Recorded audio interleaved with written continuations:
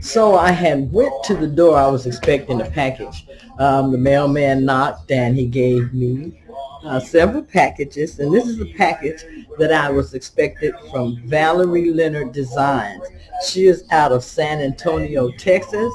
And I won this from her Facebook page, Valerie Leonard Designs. You all should go to her and check her out. But this is a doll, and she makes these. And so I'm going to go ahead and unbox this, and I'm going to show you how the doll looks. But again, this is from Valerie Leonard Designs out of San Antonio, Texas. And I have been waiting on it. I've been looking for it. So I'm going to go ahead and open this up right now. So I'm just going to take this, and then I'm going to show you all how it looks, because I'm excited myself to see how it looks. And I used to collect dolls and different things that I kept on my bed, on my couches and stuff. And I still do have a few stuffed animals and different things like that. And I used to have a couple of dolls that people had made. So I'm really excited about this item, guys. Let me go ahead and get it out the box here.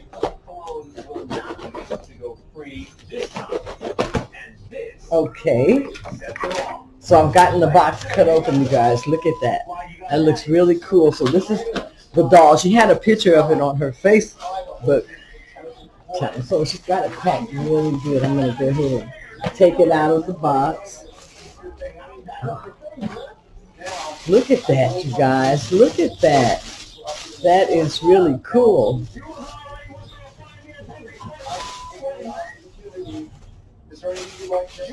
And this is the doll. Okay. Look, you guys, that is really, really nice. And this is her hair, and she's got beads in her hair. And it's really very well made. Look at that. The shoes. Wow. A week later, Cologne is back in front of the judge. Miss Leonard, I want to say thank you, thank you, thank you.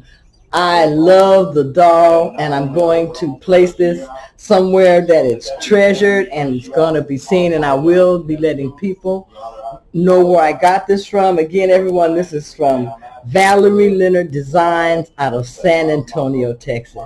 Again, thank you, thank you, thank you. Welcome to the family. Day has been a good day as far as my keeping in line with my calorie intake. Today, what I mainly focused on was calorie intake, and I'm keeping my calories below 1,200 calories. But I'm noticing that I'm being allowed to eat more food, and it makes my carbs a little more than what I'm used to eating, because I'm paying more attention to the calories. But at the same time, I'm also looking at the carbs. So what I need to do, like for this evening, I need to add in just a little bit more protein in order for my macros to be what I want them to be. So I'm going to add in some protein to my meal this evening, and basically just focus on that, and to get my macros straightened out like I wanted to. I don't know if I'm comfortable with leaning toward calories more than macros. I believe that my leaning more toward macronutrients is better for me. And I say that because I noticed the difference in the amount of food that I was eating today.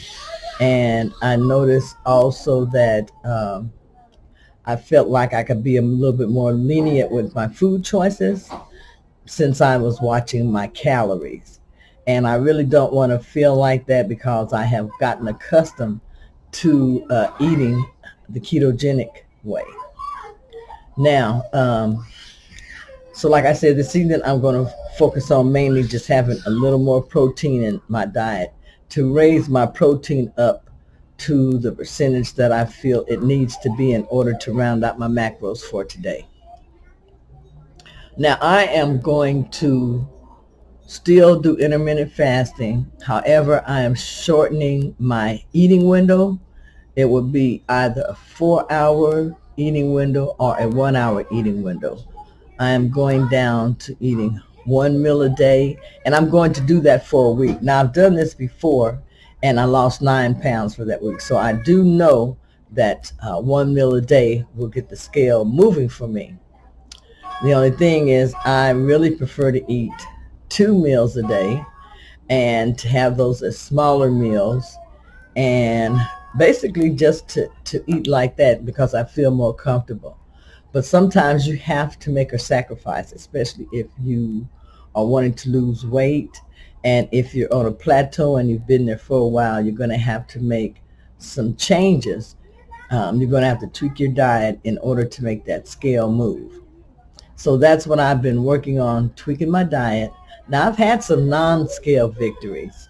I have lost some inches. I've been able to get in some pants that I wasn't able to wear. Also, I've been able to do some more exercises that I wasn't able to do before.